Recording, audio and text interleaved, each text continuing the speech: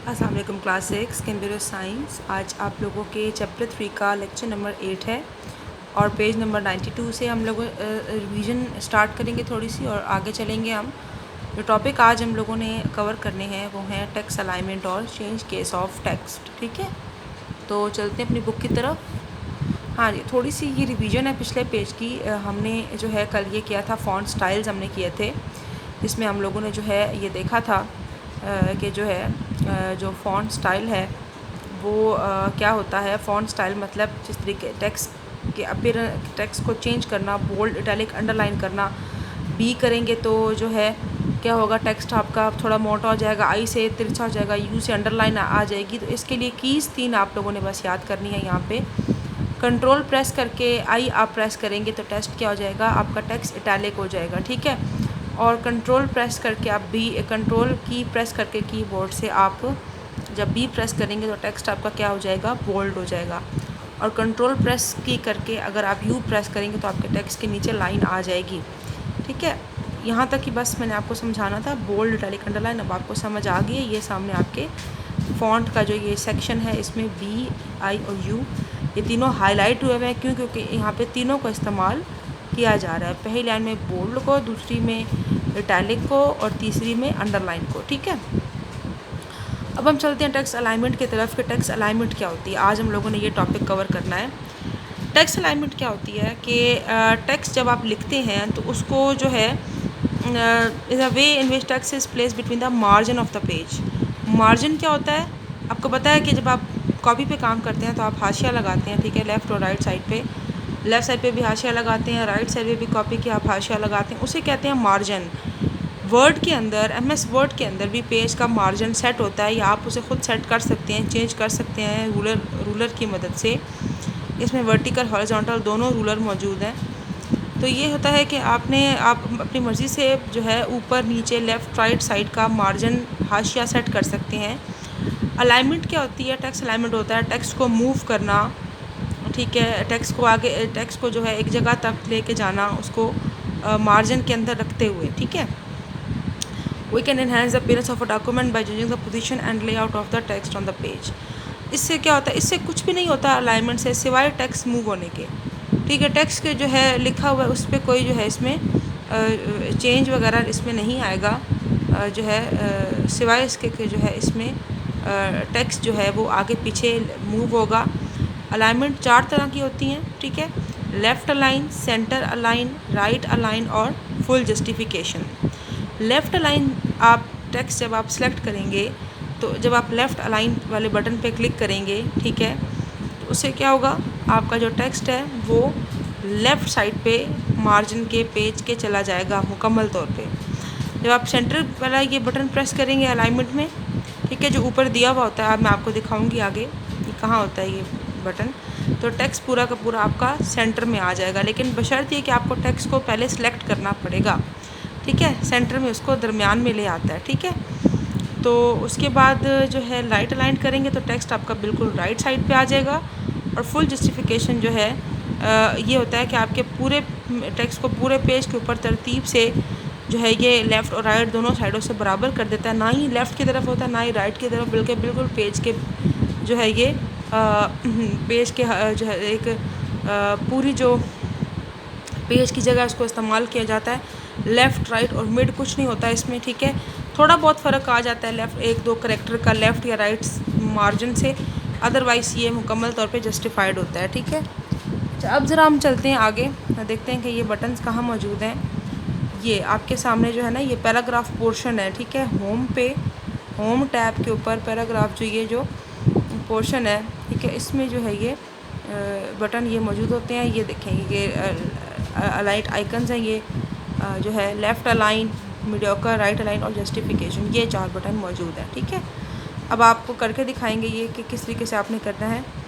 ठीक है, कंट्रोल की प्रेस करें और ए प्रेस करें और जो है इस सारे को सिलेक्ट कर लें टेक्स्ट को। उसके बाद एक एक करके जो है आप ये इन कीज़ के ऊपर क्लिक करते जाएं ऊपर इस पोर्शन में। ठीक है, और आपको समझ आ जाएगी कि टेक्स्ट किस तरीके से लेफ़्ट और राइट साइड पे जाता है। ठीक है, आगे चलते हैं जो है changing case of a text. Changing case text का क्या मतलब है, इसका मतलब है टेक्स्ट के केस को चेंज करना। ठीक है ना। यानी कि टेक्स्ट जो है आपका लिखा हुआ है अपर केस में, लोअर केस में, बहुत सारे केसेस में टेक्स्ट आपका लिखा हुआ होता है। ठीक है, अगर अपर में लिख रहा है तो लोअर में कैसे करना है, लोअर में लिखा है तो अपर में। ठीक है, तो यहाँ पे वर्ड के अंदर 5 केस ऑप्शंस मौजूद हैं। अब वो केस ऑप्शन हम लोगों ने पढ़ने हैं कि वो कौन से केस ऑप्शन हैं। ठीक है, तो उसमें हम लोग देखते हैं कि हमारे पास कौन से केस ऑप्शन यहाँ पे मौजूद है। ठीक है, हाँ जी, पहला हमारे पास है sentence case. First sentence in the sentence in upper case and rest are in lower case. ठीक है, इसमें क्या है कि सेंटेंस केस, अगर आप ये केस चूज़ करेंगे तो पहला जो करेक्टर है सेंटेंस का वो बड़ा होगा। ठीक है, और बाकी क्या होंगे, छोटे होंगे। वैसे ये जो पहला सेंटेंस केस है इसको ज़्यादातर जो है इसको अखबारों वगैरह में इस्तेमाल किया जाता है। ठीक है, पहला लफ्ज़ बड़ा बाकी छोटा। उसके बाद आप देखें lower case, all characters are in lower. अगर आप ये केस सेलेक्ट करेंगे तो तमाम लेटर्स आपके लोअर लेटर्स में लिखे जाएंगे, लोअर केस में। अगर आप अपर केस चूज़ करेंगे तो तमाम लेटर्स जो है वो अपर इसमें केस में जो है ये लिखे जाएंगे। ठीक है, उसके बाद title case, first character of each word is capital and rest are small. इसमें क्या है कि फ़र्स्ट कैरेक्टर, पहला कैरेक्टर जो है हर लफ्ज़ का बड़ा होगा। ठीक है, और बाकी क्या होंगे, छोटे। ठीक है, उसके बाद टॉगल केस में क्या होगा, first character of each word is small and rest are capital. ये टॉगल केस उल्टा हो गया टाइटल केस के, कि फर्स्ट कैरेक्टर हर वर्ड का छोटा है और बाकी सारे बड़े हैं। ठीक है, आपके सामने इन्होंने एग्जांपल में भी करके दिखाया हुआ है, ये जो नाम इन्होंने लिखा हुआ है। अब changing text to upper case, उसके लिए क्या करना पड़ेगा आपको, ये आपके सामने जो है सबसे पहले अपना नाम लिखें। आपने मोहम्मद नदीम नाम लिखा। ठीक है, और उसके बाद अपना नाम सेलेक्ट किया, होम टैब पे गए, फ़ॉन्ट ग्रुप में गए और चेंज केस आइकन। ठीक है, जो है ये आपका होम टैब है। ठीक है, और इसमें फ़ॉन्ट ग्रुप में गए। ठीक है, और उसके बाद जो है आपने चेंज केस आइकन जो है उस पर आपने क्लिक करना है। ठीक है, जहाँ पे ये आइकन मौजूद है इस पर आपने क्लिक करना है, और उसके बाद जो है आपके सामने select the upper case option, upper case option आपने यहाँ से चूज़ करना है। ठीक है, और आपका जो ये जब आप ये सिलेक्ट कर लेंगे तो मोहम्मद नदीम बड़े कैपिटल लेटर्स में लिखा हुआ आ गया। आप देख रहे हैं ऊपर ये स्मॉल लेटर्स में है, सिर्फ एम बड़ा है और एन बड़ा है, और नीचे क्या हुआ है कि ये मुकम्मल ही बड़े लेटर्स में लिखा हुआ आ गया। Now 1 by 1 use for other option, और बाकी भी आप चाहें तो ये ऑप्शन इस्तेमाल कर सकते हैं। ठीक है, आगे चलते हैं। चेक स्पेलिंग एंड ग्रामर, ये क्या होता है। MS वर्ड के अंदर कुछ असूल इस तरह के होते हैं कि अगर आपसे कोई स्पेलिंग मिस्टेक हो गई है तो वो ख़ुद ब खुद ठीक हो जाती है। ठीक है, या ग्रामेटिकल मिस्टेक हो गई तो ख़ुद ब खुद ठीक हो जाती है, सारी नहीं लेकिन कुछ। जैसे अगर आपने कॉमा 2 लगा दिए हैं, या अगर आपने किसी भी सेंटेंस का जो है पहला जो वर्ड है उसको आपने छोटा लिख दिया है। ठीक है, तो ये छोटी छोटी जो इंग्लिश के जो असूल हैं वो वर्ड के अंदर भी मौजूद हैं, वर्ड भी उनका ख्याल रखता है अगर आपसे भूल जाए। Word underline possible spelling and grammatical error in the document, तो अगर आपसे कोई स्पेलिंग या ग्रामेटिकल गलती हो जाए तो वर्ड क्या कर देता है, उसको जो है उसको अंडरलाइन कर देता है। ठीक है, words that are not in words dictionary are underline the with the red wavy lines. ठीक है, और जो है आपको बताया जा रहा है कि अगर आपकी स्पेलिंग मिस्टेक हुई है तो उसको रेड लाइन के साथ जो है वो क्या किया जाएगा, अंडरलाइन किया जाएगा। रेड वेवी लाइन, ऐसे सीधी लाइन नहीं होती, वेवी वेव्स की तरह लाइन होती है। और अगर आपसे ग्रामेटिकल एरर हो गए हैं तो उसको ग्रीन लाइन के साथ अंडरलाइन किया जाएगा। ठीक है, अब आपने याद रखना है, स्पेलिंग मिस्टेक के लिए रेड लाइन वेवी लाइन, और ग्रामेटिकल मिस्टेक के लिए ग्रीन वेवी लाइन। ठीक है, ये आपके सामने देखो, ये एक एग्जाम्पल है, ड्राइंग रूम आर लार्जेस्ट। ठीक है, अब यहाँ पे 2 आपके सामने मिस्टेक्स हैं जिनको अंडरलाइन किया हुआ, एक रूम आर और एक लार्जेस्ट। ये तो देख के पता चल रहा है कि ये क्या है, स्पेलिंग मिस्टेक है, क्योंकि लार्जेस्ट के बाद जी के बाद ई आता है। ठीक है, तो अब क्या करेंगे हम लोग कि on the review tab in the proofing group click spelling and grammar icon. ठीक है, ये आपका जो है जो आपका रिव्यू टैब है।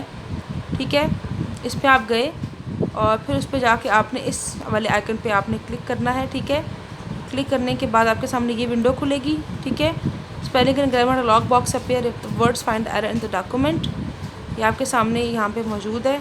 तो in the beginning word display the spelling error, पहले वर्ड जो है वो दिखा रहा है spelling error. Click change to correct error in the document, यहाँ पे चेंज का बटन है उस पर आप क्लिक करें, ठीक है। और उसके बाद जो है similarly correct all spelling error, तमाम window appears showing the grammatical error. अगली विंडो जो है वो क्या दिखा रही है आपको, ग्रामेटिकल एरर दिखा रही है। Choose the right suggestion and click change to correct the error in the document, यहाँ से राइट सजेशन का जो ऑप्शन है उस पर आप क्लिक करें, ठीक है, यहाँ पे मौजूद है। और उसके बाद जो है आप चेंज इस बटन पे, चेंज वाले बटन पे क्लिक करें, ठीक है। और इसी तरीके से फिर आप उस पर ओके पे क्लिक कर दें। इस बटन के बाद आप इस पर क्लिक कर दें ताकि आपकी गलती जो है वो ठीक हो जाए। तो इस तरीके से भी गलतियों को ठीक किया जाता है, ठीक है। लेकिन ये थोड़ा सा इंटरनली तरीका है गलतियाँ ठीक करने का। अमूमन आप इस तरह की गलतियाँ वो खुद ही ठीक कर देता है, ठीक है। आपने क्या करना है, किसी भी गलती के ऊपर जाके, चाहे वो ग्रामेटिकल है चाहे वो स्पेलिंग है, राइट आपने क्लिक करना है। राइट क्लिक करेंगे तो एक आपके सामने जो है यहाँ पे उस विंडो खुलेगी और उस विंडो के अंदर वो गलती या वो स्पेलिंग्स ठीक हुई भी होती है तो आप उसको वहाँ से ठीक कर सकते हैं, ठीक है, ग्रामेटिकल मिस्टेक हो या फिर स्पेलिंग मिस्टेक हो। तो यहाँ तक बच्चों आप लोगों ने इसको अच्छे तरीके से याद करना है, ठीक है, करना है। आपके पास नोट्स मौजूद है, नोट से आपने तैयारी करनी है। आज तक के लिए इतना ही काफ़ी है, इंशाअल्लाह ताला बाकी करेंगे कल। तो अल्लाह हाफ़िज़। और अच्छी सी आप लोगों ने असाइनमेंट की तैयारी करनी है, ठीक है। और उसे याद करके रफ़ कॉपीज़ पे, नीट कॉपीज़ पे सॉरी, आपने उसे ज़ुबानी लिखना है। अल्लाह हाफ़िज़।